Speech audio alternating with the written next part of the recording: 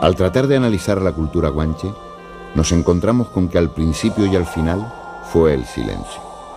Silencioso el poblamiento, silenciosa la ruta, silenciosa la llegada.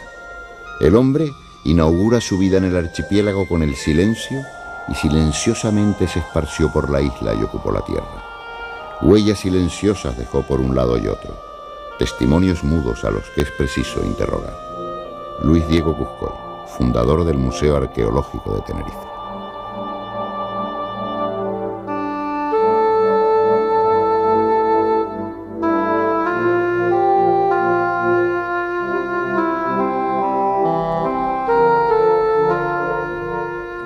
Cuando los clásicos se decidieron a perfilar la imagen de Canarias, tuvieron un impulso poético. Los mapas de la época dieron fe por escrito de una tierra que fue soñada por el hombre antes de pisarla por primera vez. Las islas, desde el principio, han estado envueltas en un manto mágico, rodeadas de mitos, fábulas y leyendas.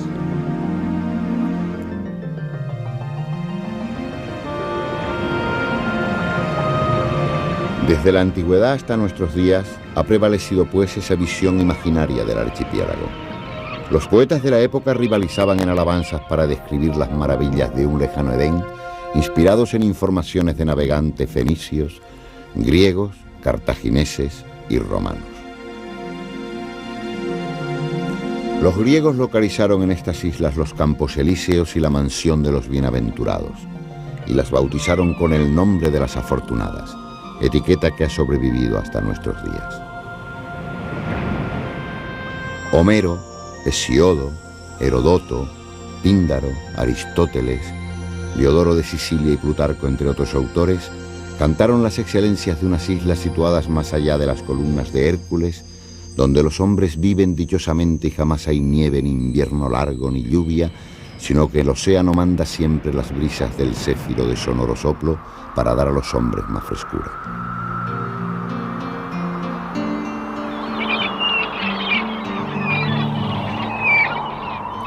Unas islas junto al vertiginoso océano donde viven los héroes felices, para quienes 3 veces al año ofrece el campo fecundo un fruto meloso y floreciente.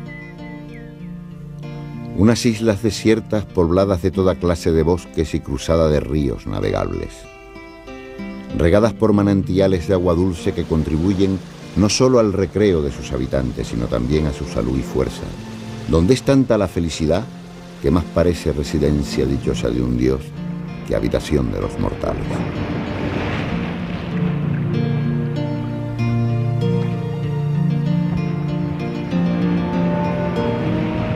Estas islas fueron cantadas también, a caballo de la leyenda y el mito, por los 2 poetas más celebrados de Roma, Horacio y Virgilio. Pero el conocimiento más preciso de este pequeño mundo insular lo dio Plinio el Viejo en su Historia Natural, donde nos habla de unos personajes y paisajes insólitos. De los grandes lagartos de Capraria, de las nieves perpetuas de Nibaria y de los enormes y abundantes perros de Canaria. Aquel lugar concreto lejos del mundo pudo ser descubierto en un viaje fenicio de circunvalación de África realizado por encargo del faraón Necao 700 años antes de Cristo. 200 años más tarde, el navegante cartaginés Anón advirtió la presencia del archipiélago en el curso de su expedición hasta el Golfo de Guinea. Pero ninguna de estas noticias nos aclara la principal incógnita, el origen de los primeros habitantes de las Islas Canarias.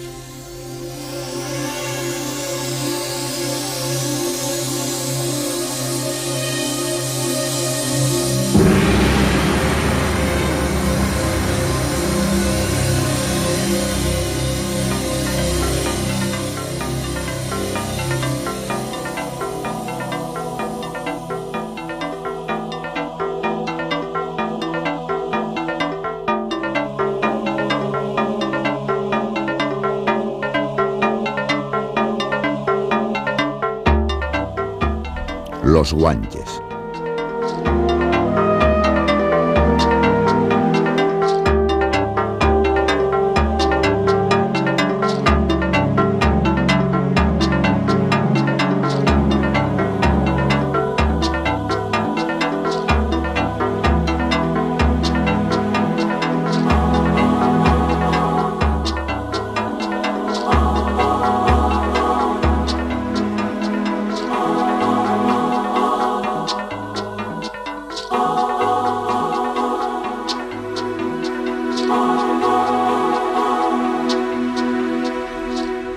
Los guanches, según el criterio general de los investigadores, tienen un origen bereber. Pertenecían a un grupo de raza blanca del norte de África y poblaron las islas en sucesivas oleadas hace poco más de 20 siglos. Un origen lleno de interrogantes.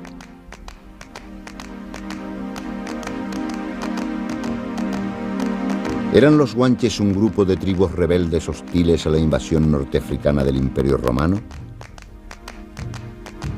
¿Fueron deportados por el rey Juba II de Mauritania por mandato del emperador Augusto? ¿Los obligó la necesidad a emigrar? ¿Vinieron por sus propios medios o los trajeron? La arqueología no ha podido demostrar con documentos hasta la fecha el conocimiento de la navegación por parte de los guanches, ni que los habitantes de las distintas islas se comunicasen por mar, a pesar de estar tan próximas unas de otras, si bien no se descarta tal posibilidad. El ingeniero italiano Leonardo Torriani, enviado a Canarias en el siglo XVI para diseñar su fortificación contra los ataques de piratas e invasores, llegó a describir unas primitivas naves hechas de troncos de drago y velas de palma. También existe la teoría de que los bereberes pudieron arribar a las islas en cárabos, un tipo de embarcación construida con pieles y maderas ligeras o en balsas de odres y tablas, aprovechando la corriente del océano. ¿Por qué entonces se resistieron una vez instalados en tierra a viajar entre las islas? Los vientos, las corrientes marinas, la baja densidad de población, o por qué no el temor al rechazo, pueden ayudarnos a explicar el hecho de que abandonaran progresivamente el uso de la navegación. Sombras y luces que se proyectan sobre más de 20 siglos de la biografía de un pueblo que conservaba intacta su cultura hace 500 años.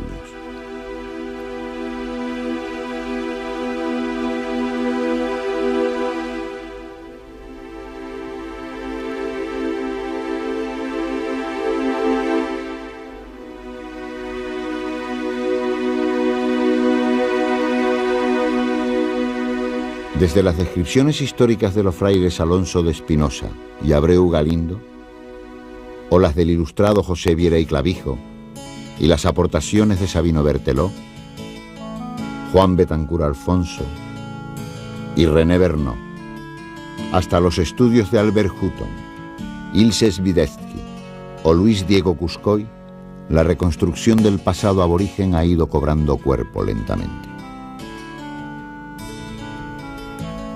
Las instituciones científicas canarias han impulsado en los últimos años valiosas investigaciones sobre los guanches. El Museo Arqueológico de Tenerife, del Cabildo de la isla, organizó en 1992 el primer Congreso Internacional de Estudios sobre Momias dentro del proyecto Cronos, puesto en marcha 3 años antes.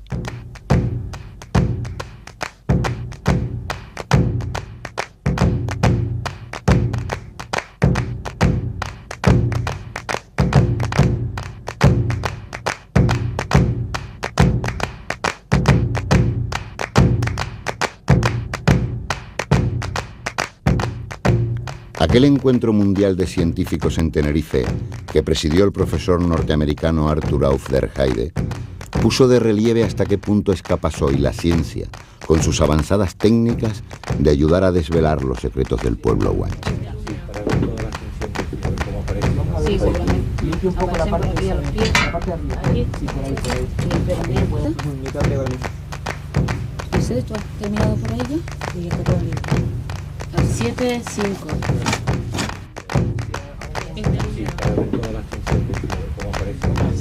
Aquí también, y ahí también, ¿no? Aunque de...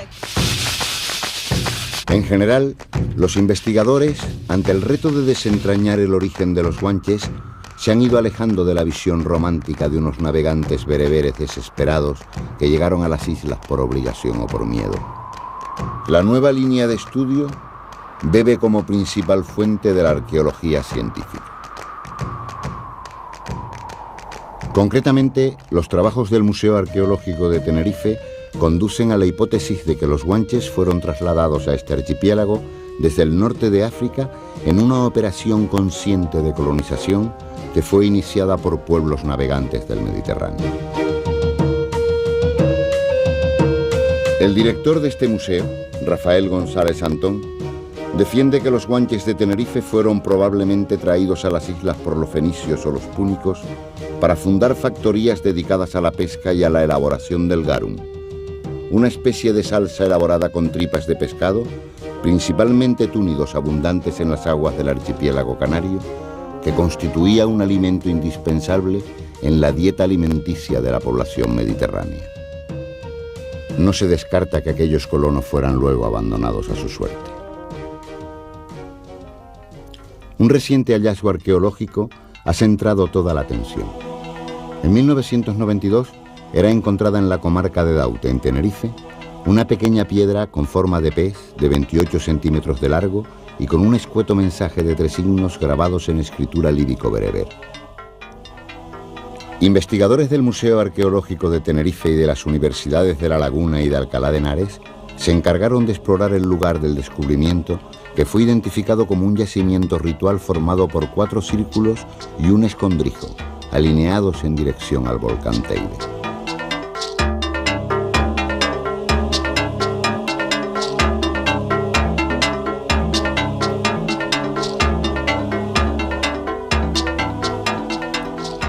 Rafael Muñoz Jiménez, catedrático de Estudios Árabes e Islámicos de la Universidad de La Laguna, descifró los símbolos representados en la piedra como Z, N, T, que significan Sanata, palabra que en hebreo y paleo-bereber quiere decir el que vive en los campamentos. El profesor Muñoz asoció esta inscripción a una de las principales tribus bereberes, los senatas, de donde presumiblemente procederían los guanches. Los signos, según este especialista, fueron grabados alterando su posición para evitar ser descifrados, como era práctica habitual en los rituales mágicos bereberes.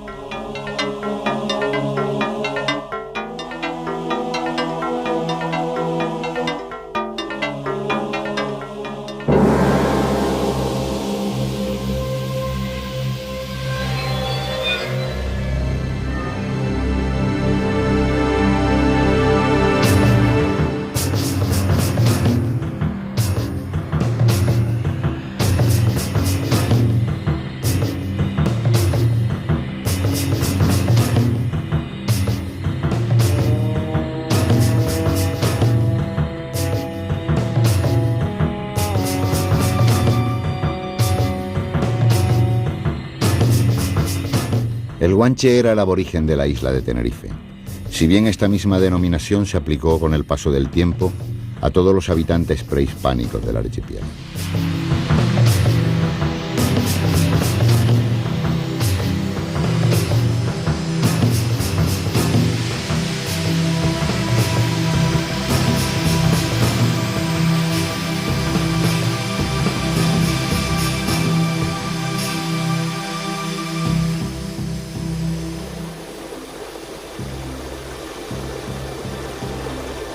El nombre de Tenerife, según relata Alonso de Espinosa en el siglo XVI, procede de tener, que significa nieve, y fe, monte. Los primeros habitantes la bautizaron como Achinech. De ahí surgió Guan Achinech, que significaba hombre de la isla, de donde se cree que pudo derivar la palabra guanche. Hablaban un dialecto de la lengua lírico-bereber y constituían un grupo étnico de raza blanca. Eran fuertes y ágiles por su adaptación al medio insular. Tenían una estatura media de 1,71 m los hombres y 1,61 m las mujeres, y su esperanza de vida era de 30 años.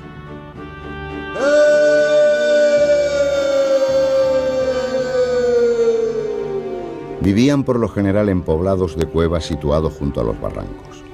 Las mejores zonas eran reservadas para el jefe, llamado Mensei, y su familia. En los terrenos donde no había cuevas, construían cabañas de piedra seca con techumbre de piel o entramado vegetal.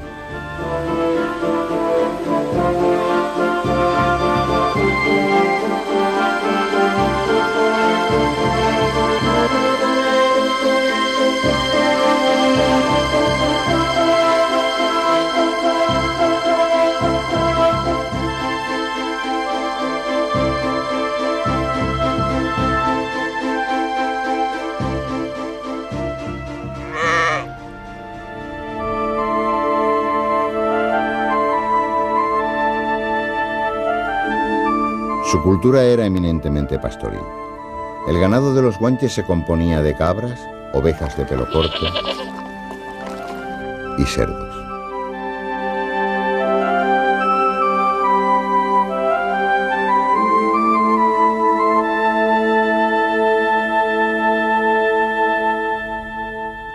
Practicaban la agricultura. Cultivaban cebada, trigo y habas de una manera muy rudimentaria, cavando la tierra con cuernos de cabra y palos.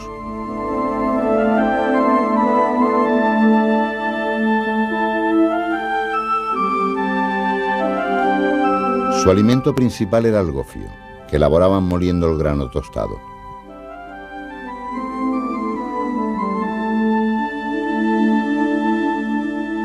Lo consumían mezclado con leche, agua, manteca o miel.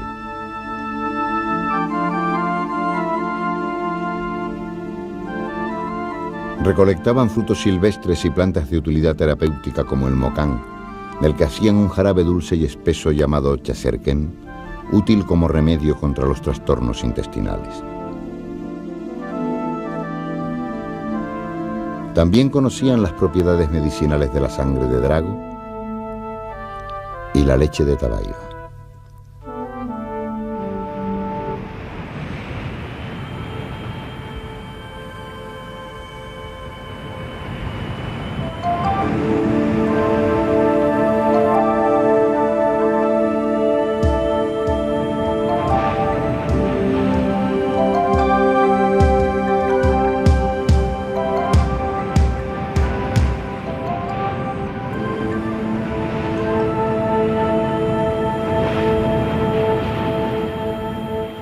El marisqueo y la pesca eran actividades complementarias. Utilizaban técnicas como la del embarbascado, con la que arrinconaban a los peces con muros de piedra que preparaban en la marea baja, adormeciéndolos con la savia venenosa de la tabaiba.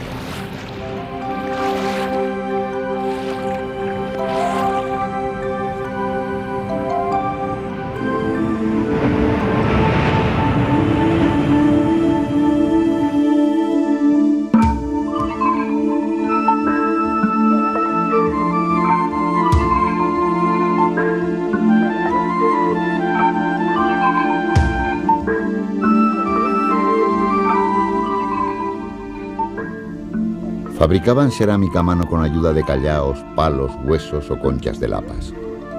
A estas vasijas, llamadas gánigos, que en ocasiones decoraban con finas incisiones, les daban distintas formas según los usos domésticos.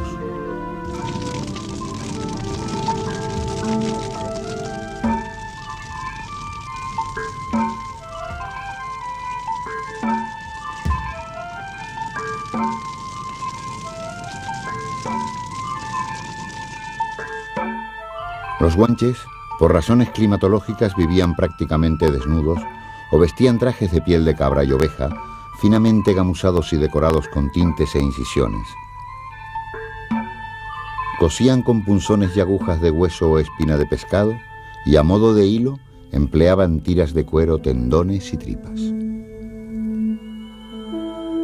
Según las fuentes escritas, los menseyes iban calzados con cercos o majos y huirmas a modo de polainas. Vestían aicos o taparrabos y tamarcos. También se cubrían los antebrazos con huaicas y la cabeza con un tocado llamado guapilete.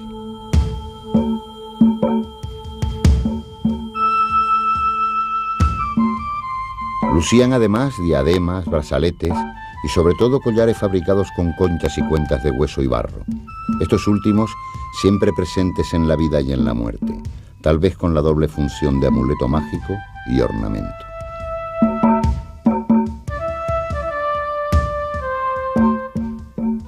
En la época de la conquista, a finales del siglo XV, la isla de Tenerife se dividía en 9 regiones naturales llamadas menseyatos. Cada menseyato se desdoblaba a su vez en distintos clanes familiares.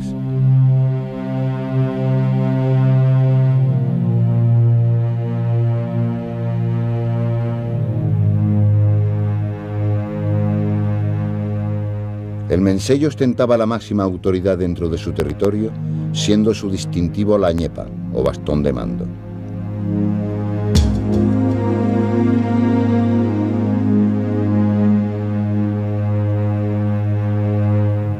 El Tagoror era el lugar donde celebraban sus asambleas, administraban justicia y trataban todos los asuntos de interés para la comunidad. Eran miembros del Tagoror, además del Mensei, sus familiares, los ayimenseyes, los ichiquizzas o nobles y los notables, individuos que por su avanzada edad o por sus virtudes personales se hacían acreedores de tal dignidad.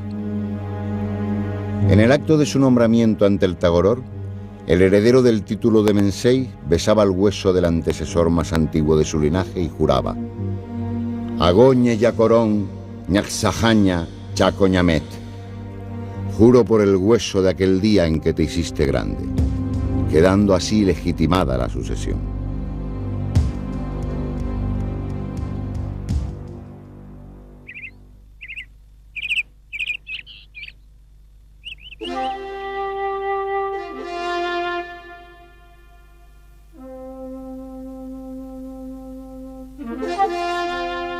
En sus reuniones o fiestas, entre las que destacaba la del Beñesmén, que se celebraba hacia el mes de agosto, los guanches practicaban diversos entretenimientos, compitiendo en habilidades como la lucha cuerpo a cuerpo, el juego con palos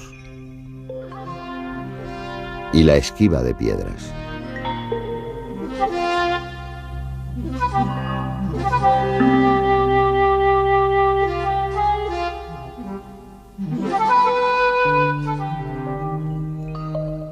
Debido a la carencia de metales en las islas, fueron el basalto y la obsidiana los materiales con los que los guanches construían molinos, machacadores, pulidores o las llamadas tabonas, piezas de filos cortantes utilizadas a modo de cuchillo o incluso de instrumento quirúrgico.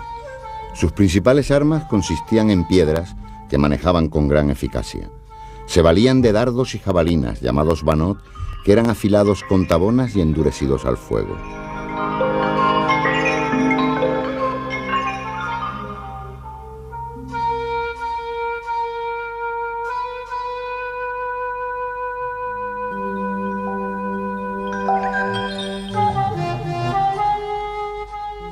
Los pastores guanches tenían un conocimiento profundo de su ganado y del medio en el que vivían.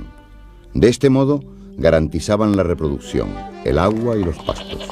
Entre los miembros de este pueblo eran frecuentes las disputas por el control de las mejores zonas de pasto y por el robo de ganado.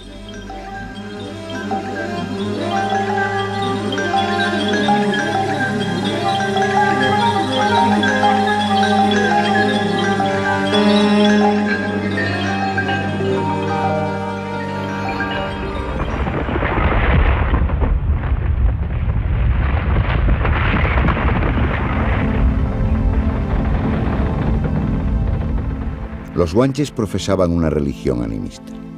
Creían que la naturaleza, con sus volcanes y bosques, estaba poblada de espíritus malignos o benefactores a los que había que rendir tributo para merecer sus favores.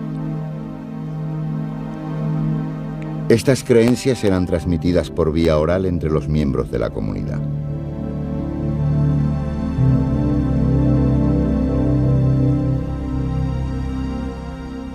Adoraban a los astros.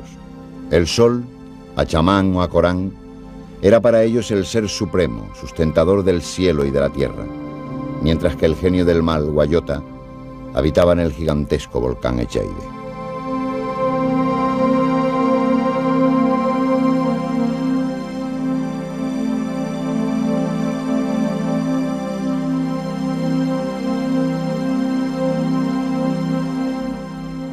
Realizaban grabados rupestres. Predominaban las inscripciones con motivos geométricos en forma de rayas. Tales vestigios aborígenes suelen aparecer junto a canalillos y cazoletas que son interpretados como escenarios de rituales.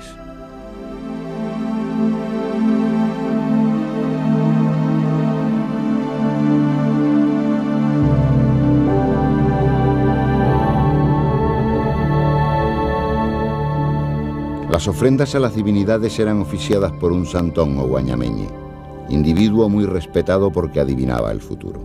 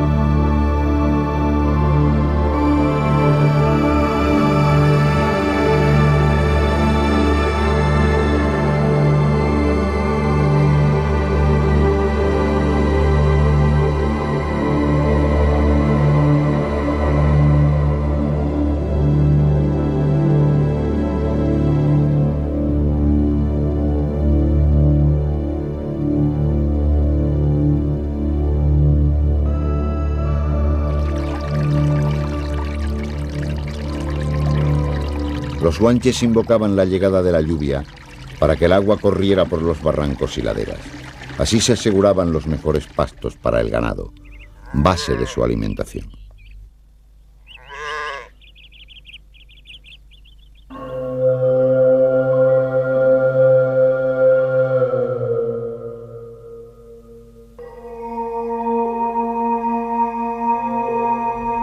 La momificación o mirlado fue una práctica habitual entre los aborígenes canarios.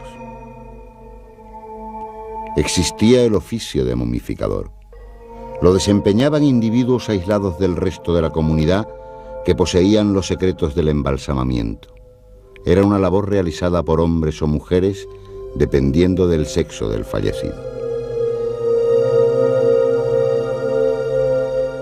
El proceso era muy laborioso.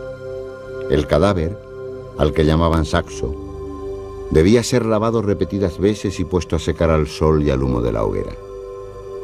En ocasiones se le retiraban las vísceras para ayudar a su conservación. El cuerpo era tratado con grasa animal, ceniza volcánica y plantas aromáticas.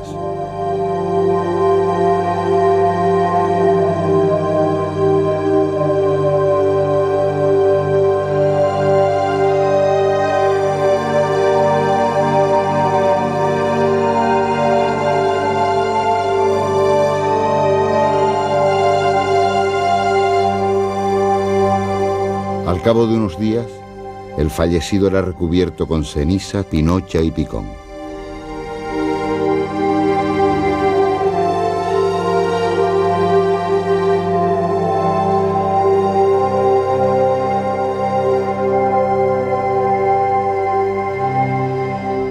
Finalmente se le envolvía en pieles tratadas con esmero y cosidas cuidadosamente a modo de sudario, cuyo número variaba según el rango del difunto. La momia era trasladada a una cueva apartada y de difícil acceso.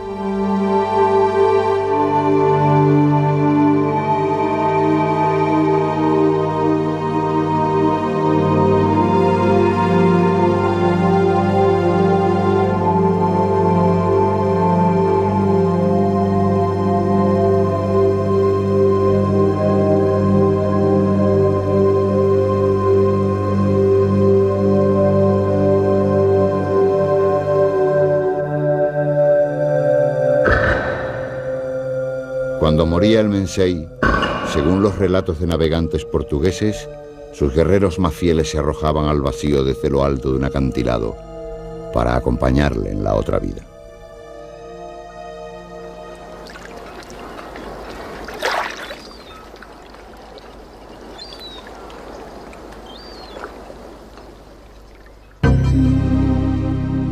Este era el mundo de los guanches. La vida singular de un pueblo primitivo que fue sometido por los castellanos a finales del siglo XV. Antes de consumarse la derrota de los aborígenes, tuvieron que transcurrir décadas de evangelización y cruentas batallas como las de Centejo y Aguero.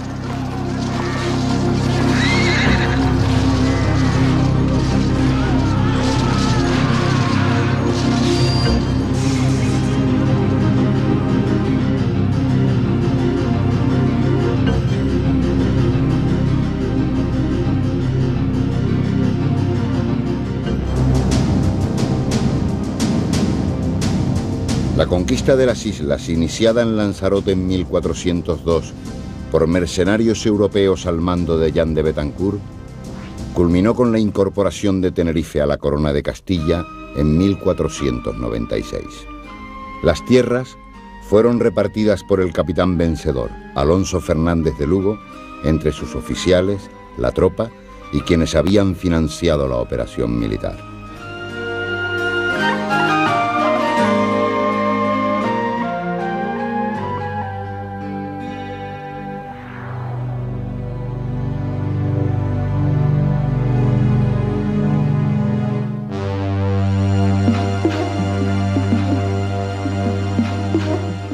A pesar de las bajas registradas en el campo de batalla, de la exportación de esclavos y de las enfermedades introducidas por la nueva población, los guanches sobrevivieron. Bien como alzados al margen de la ley, o fundiéndose en un mestizaje con los colonizadores, sin dejar de conservar gran parte de sus costumbres y de su cultura ancestral.